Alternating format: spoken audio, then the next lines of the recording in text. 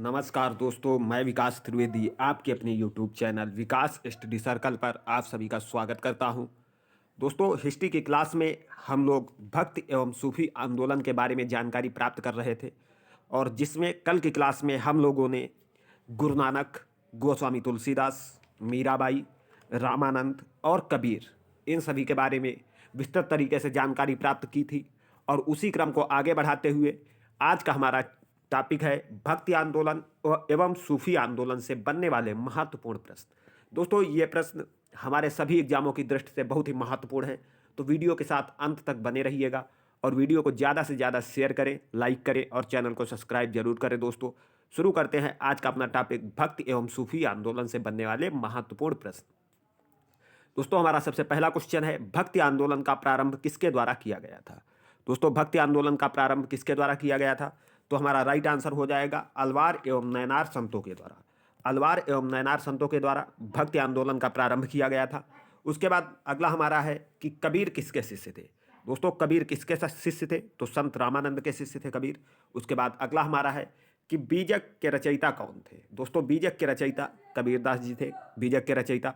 और दोस्तों, ये बीजक साखी सबद्रमैनी का संकलन है। बीजक साखी सबद्रमैनी का संकलन है बीजक। उसके बाद हमारा अगला क्वेश्चन है कि भक्ति आंदोलन को दक्षिण भारत से उत्तर भारत लाने का श्रेय किसे दिया गया?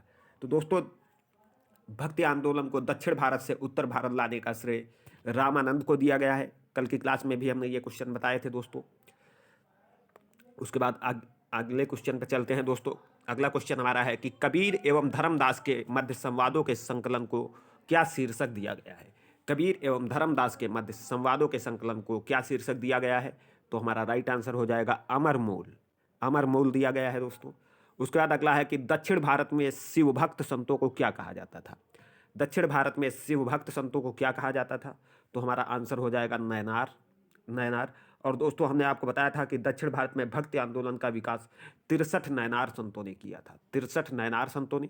और अलवार संत भी हमने बताए थे, और कितने 12 अलवार संतों ने। और दोस्तों, विष्णु भक्त को दक्षिण भारत में अलवार कहा जाता था। तो दोस्तों, 63 नैनार संतों ने और 12 अलवार संतों ने दक्षिण भारत में भक्ति आंदोलन को प्रारंभ किया था या विकास किया था। उसके बाद अगले क्वेश्चन पर चलते हैं कि रामानुज के अनुयायियों को क्या कहा जाता था? तो दोस्तों, रामानुज के अनुयायियों को वैष्णव कहा जाता था। रामानुज के अनुयायियों को वैष्णव कहा जाता था। और दक्षिण भारत में विश्व भक्त संतों को क्या कहा जाता था? अलवार। और अलवारों की संख्या दोस्तों 12। उसके बाद अगला हमारा क्वेश्चन है कि रामानुजाचार्य ने किस दर्शन का प्रतिपादन किया? तो रामानुजाचार्य ने किस दर्शन का प्रतिपादन किया जिसमें ज्ञान से अधिक भक्ति को महत्वपूर्ण बताया गया है? दोस्तों, विशिष्ट द्वैतावाद है जिसमें ज्ञान से अधिक भक्ति को महत्वपूर्ण बताया गया है, और इसके प्रतिपादक रामानुजाचार्य हैं, विशिष्ट द्वैतावाद के। उसके बाद अगले क्वेश्चन पर चलते हैं। अगला हमारा क्वेश्चन है कि कोई व्यक्ति किसी व्यक्ति से उसका धर्म, संप्रदाय या जाति ना पूछे, यह कथन किसका है? दोस्तों, कोई व्यक्ति किसी व्यक्ति से उसका धर्म, संप्रदाय या जाति ना पूछे, यह कथन किसका है? तो हमारा आंसर हो जाएगा संत रामानंद का। संत रामानंद का ये कथन है दोस्तों। उसके बाद अगला है कि शुद्ध अद्वैतावाद का प्रतिपादन किसने किया? तो शुद्ध अद्वैतावाद का प्रतिपादन वल्लभाचार्य ने दोस्तों। शुद्ध अद्वैतावाद का प्रतिपादन वल्लभाचार्य ने किया। उसके बाद अगले क्वेश्चन पर चलते हैं दोस्तों। अगला हमारा है कि कामरूप असम। दोस्तों, कामरूप ये असम का नाम है। कामरूप असम में वैष्णव धर्म को किसने लोकप्रिय बनाया? तो दोस्तों, कामरूप या असम में वैष्णव धर्म को लोकप्रिय बनाया शंकर देव ने। शंकर देव ने कामरूप या असम में वैष्णव धर्म को लोकप्रिय बनाया। उसके बाद अगले क्वेश्चन पर चलते हैं। अगला हमारा है कि गुरु नानक का जन्म कहाँ हुआ था? दोस्तों, गुरु नानक का जन्म कहाँ हुआ? तो ननकाना साहिब में गुरु नानक का जन्म हुआ था।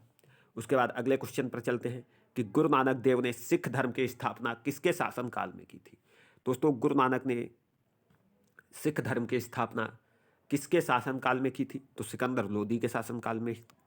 सिकंदर लोदी के शासनकाल में। और दोस्तों, हमने आपको बताया था कि 1504 में सिकंदर लोदी ने ही आगरा शहर की स्थापना की थी। सिकंदर लोदी ने ही आगरा शहर की स्थापना 1504 में की थी। और सिकंदर लोदी के समय ही गुरु नानक देव ने सिख धर्म की स्थापना की थी। उसके बाद अगला क्वेश्चन हमारा है कि चैतन्य महाप्रभु किस संप्रदाय से संबंधित है? दोस्तों, चैतन्य महाप्रभु जो है वो किस संप्रदाय से संबंधित है? तो हमारा आंसर हो जाएगा वैष्णव संप्रदाय। वैष्णव संप्रदाय से चैतन्य महाप्रभु संबंधित है। उसके बाद अगले क्वेश्चन पर चलते हैं कि भारत में भारत में चिश्ती सूफी मत को किसने स्थापित किया? तो दोस्तों भारत में चिश्ती सूफी मत को ख्वाजा मोइनुद्दीन चिश्ती ने स्थापित किया था। भारत में चिश्ती सूफी मत को किसने स्थापित किया? तो ख्वाजा मोइनुद्दीन चिश्ती ने। उसके बाद रामचरितमानस नामक ग्रंथ के रचयिता कौन हैं दोस्तों? रामचरितमानस नामक ग्रंथ के रचयिता कौन हैं? तो गोस्वामी तुलसीदास जी रामचरितमानस ग्रंथ के रचयिता हैं। उसके बाद अगले क्वेश्चन पर चलते हैं। अगला हमारा क्वेश्चन है दोस्तों कि शेख निजामुद्दीन औलिया किसके शिष्य थे? तो दोस्तों बाबा फरीद के शिष्य थे शेख निजामुद्दीन औलिया। और दोस्तों सभी एग्जामों में शेख निजामुद्दीन औलिया से प्रश्न पूछा जाता है। तो शेख निजामुद्दीन औलिया की दरगाह कहाँ स्थित है? दोस्तों शेख निजामुद्दीन औलिया की दरगाह हजरत निजामुद्दीन दिल्ली में स्थित है। दोस्तों हजरत निजामुद्दीन दिल्ली में स्थित है शेख निजामुद्दीन औलिया की दरगाह। उसके बाद अगले क्वेश्चन पर चलते हैं। अगला हमारा क्वेश्चन है कि प्रसिद्ध सूफी संत हाजी वारिस अली शाह की मजार कहाँ स्थित है? दोस्तों प्रसिद्ध सूफी संत हाजी वारिस अली शाह की मजार कहाँ स्थित है? तो देवा शरीफ बाराबंकी उत्तर प्रदेश में हाजी वारिस अली शाह की मजार स्थित है। उसके बाद अगले क्वेश्चन पर चलते हैं।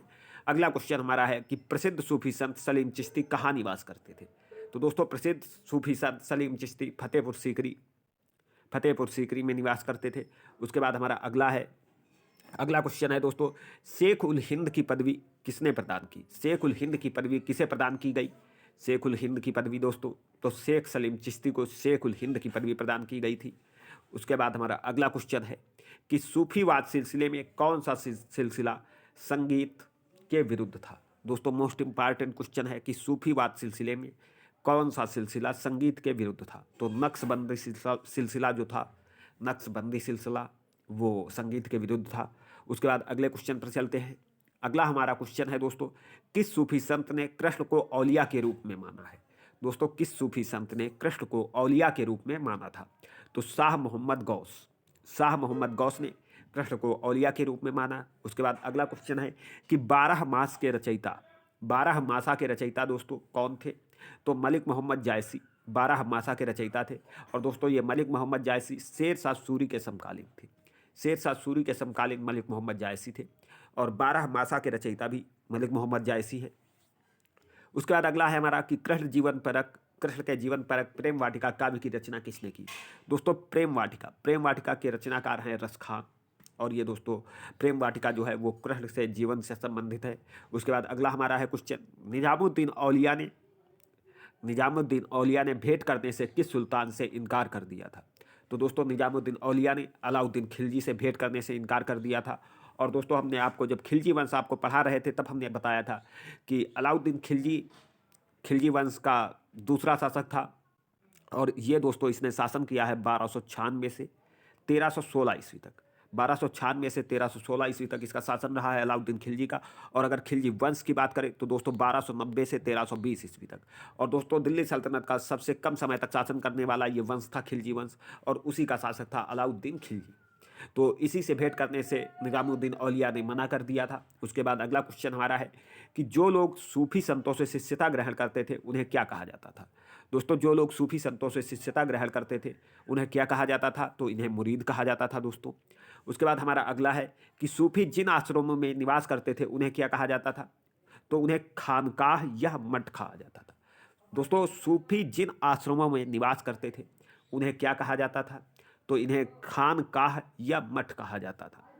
उसके बाद अगले क्वेश्चन पर चलते हैं। अगला हमारा है दोस्तों कि बाबा फरीद की रचनाएं शामिल हैं। तो दोस्तों बाबा फरीद की जो रचनाएं हैं वो गुरु ग्रंथ साहिब में शामिल है। बाबा फरीद की रचनाएं गुरु ग्रंथ साहिब में शामिल है। उसके बाद हमारा अगला क्वेश्चन, और दोस्तों ये आज का हमारा अंतिम क्वेश्चन है, गुरु नानक देव को किस नदी के किनारे ज्ञान प्राप्त हुआ? तो दोस्तों गुरु नानक देव को कालीबेन नदी के किनारे ज्ञान प्राप्त हुआ गुरु नानक को। कालीबेन नदी, दोस्तों ये क्वेश्चन मोस्ट इंपॉर्टेंट है कि गुरु नानक को किस नदी के किनारे ज्ञान प्राप्त हुआ? तो गुरु नानक को कालीबेन नदी के किनारे ज्ञान प्राप्त हुआ था। और दोस्तों ये बहुत ही महत्वपूर्ण क्वेश्चन है। अगर आपको ये वीडियो अच्छा लगा हो तो वीडियो को ज़्यादा से ज़्यादा लाइक करें, शेयर करें और चैनल को सब्सक्राइब जरूर करें दोस्तों। मिलते हैं अगली क्लास में अगले चैप्टर के साथ। तब तक के लिए धन्यवाद। जय हिंद।